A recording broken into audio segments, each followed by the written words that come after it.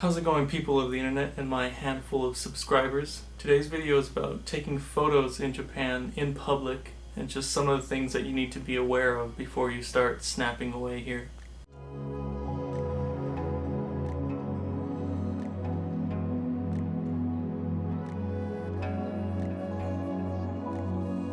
So before we begin, I'd like to extend my thanks to Rosie Cakes, I hope I got that name right, for commenting on my last video where I was asking for help for ideas for my channel.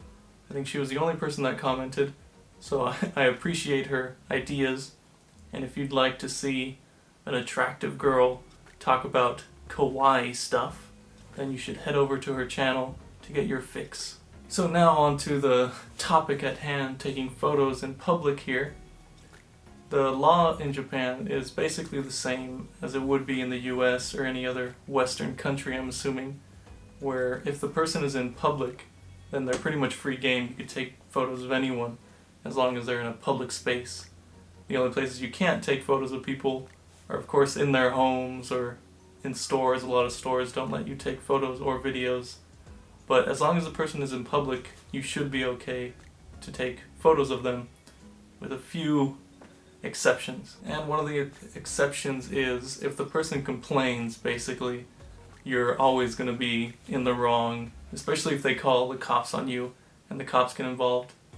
Unless you have like really superb Japanese skills, you're probably not going to be able to argue your way out of having to delete the photos, and it's probably a lot more hassle that way. So if somebody complains about you taking photos with them, then it's probably best to just delete the photo instead of getting into an argument over it. And sort of related to that, the laws in Japan regarding photography, taking photos of people, they tend to benefit, or I don't know if benefit is the right word, but they protect women a lot more than they do men. So if you're going to be taking photos of, I don't know, some beautiful Japanese chick out on the street, you gotta be aware that it's a bit risky. If she complains, you could get in trouble. The cops will always be on the woman's side, and that's just unavoidable. But just don't be creepy. If you're taking photos of people, make sure you're doing it in a way that you're not like hiding in a bush or in a dark alley. Just be open with what you're doing, and above all, don't be creepy about it. And something else that I see a lot of on Instagram is people taking photos of like people on trains here in Japan. I guess it's like a really iconic thing, the trains of Japan.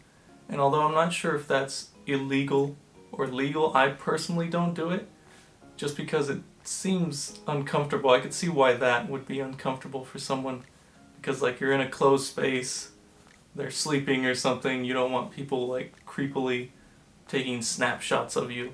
So that's something that I personally don't do, but I'm not sure if it's exactly illegal. Maybe it's just morally wrong, I'm not sure. But I have heard of a story of, I think it was an older guy, took a photo of some girl on the train that he thought was attractive, and I'm pretty sure that he got sued and arrested for it. So just be aware. I don't do it. I don't think it's worth the risk, since personally I think it's kind of a lazy photo to just sit in a chair and take photos of people on trains. But if you want to do it, that's your risk. And something else that's sort of related to that I've heard a lot of people sort of mention that you should be wary of, is that like if you're in a train station or just anywhere, if you have a camera and there's an escalator, it's probably best to put your camera away or like put the cap on it, just don't even touch it, because there's a lot of, as most people know, there's a lot of creep shots of people going upstairs, so, or women going upstairs. I don't know if anyone's taking photos of guys going upstairs, but I never really thought of that because I always have my camera with me when I go upstairs. But recently I've been trying to just sort of leave it in my bag or cap it up and not touch it, but just be aware that that could be considered wrong here if you make someone uncomfortable. Something else you shouldn't do is take photos of kids or like school children or even schoolgirls, like high school girls, stuff like that. Because Kids, I guess if you get their parents' permission, if their parents are there for some reason. Well, they're kids, so their parents should be there. But it's just better not to take photos of kids, no matter how cute they are. Unless they're in like some sort of performance, like a festival. Because then I assume that the parents are aware that they're going to be in a public space where people are taking photos. But if you take... I've seen like photos on Instagram of like cute kids at train stations, or people like to take photos of like schoolgirls walking home, like with cherry blossoms and stuff. And that, I'm pretty sure, is not legal because there is an age of consent, I think, for photography, and high school kids don't meet that requirement, I'm pretty sure. So it's just safer to avoid kids and school people as much as you can.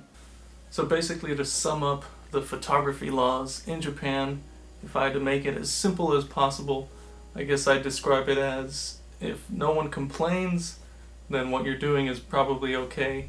But still be aware that if you post it on social media and someone tells you to take it down, that you should take it down. I don't think you have a choice in that. Unless you live outside of Japan, then do whatever you want to do.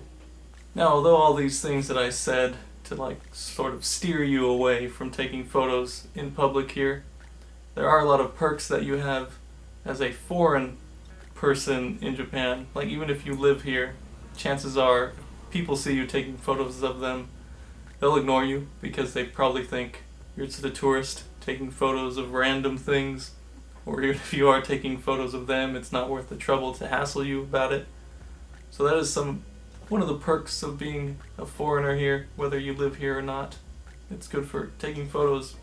I feel like a Japanese person taking photos of Japanese people might cause more problems than a American person doing it. And just sort of a tip, I guess, if you want to take like street photography photos of people walking around. Something that I do all the time is just pretend that you're taking photos of something else. Like, there's usually cool streets and stuff in Japan, so if they look at you strangely, just act like you're taking a photo of a cherry blossom tree or a building or something, and they'll probably keep on walking. And if they don't, and if they ask you what you were taking photos of, just say, "Oh, I was taking a photo of you, you look cool," or something like that. And if they still don't like it, then delete the photo, move on, and take a photo of one of the other million Japanese people that live here. So my own personal feelings about taking photos in public in Japan, because it is kind of like a controversial topic. I hear a lot of people complaining about tourists, and they always say foreigners are doing it, taking photos of people walking around on the streets.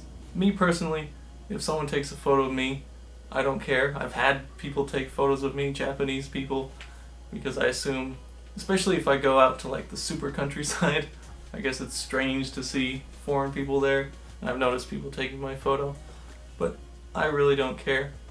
Like, honestly, I think in 2018, none of us have any kind of privacy. If you walk down the street, you're probably on some security camera somewhere. Japan has like police cameras all over the streets. You're in someone's photo accidentally. So it's just sort of a silly issue to bring up. And really, like, if someone wants to take a photo of me that's kind of special, I feel like everyone should feel special, because I think most of us, 99% of us, will go through life unnoticed. We won't really have any impact on anything. So if someone wants to take your photo, it's probably the closest you'll ever get to fame, to being Tom Cruise or Scarlett Johansson. So it's kind of dumb. I don't know. That's just me. I guess I don't really have too much of a sense of privacy, since I put videos on the internet of myself. But that's my feelings on it. So if you want to take photos, enjoy taking photos. Don't worry too much about what people on the internet tell you not to do, except for me. And have fun with your photography adventure in Japan. So if you made it to the end of this video, I'm sure you kind of noticed that this isn't the most structured video. It's kind of, admittedly, it's very rushed. I've been really behind on my goal of putting out 3 videos, I think it was, each week. since I've been really busy. I actually just got back from work all the way in Osaka, and I figured I'd make a video while I have time. But I am planning on making more videos because I have about 2 weeks of vacation time, so I should be coming out with more stuff. And the person that I mentioned early in the video, Rosie Cakes, kind of gave me some ideas for reviews and stuff like that. So as long as it kind of relates to Japan, I think I'll put it on this channel, since I'm not going to be too strict on what I put on here. But basically what I'm saying is more videos are coming. I've just sort of been really busy recently. And before I forget, if you made it all the way to the end, you'll get to discover my name, which I'm pretty sure I never mentioned before, and I don't know why I forgot. But my name is Emiliano, but the channel is E-Dog in Japan.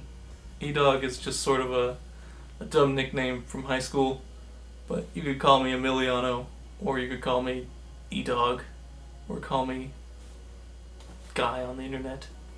Anyway, check out my Instagram for photos of Japan, comment on those photos, give me ideas for future videos, just like Rosie Cakes, and I'll see you next time, because I'm probably going to make a video right after this once I change.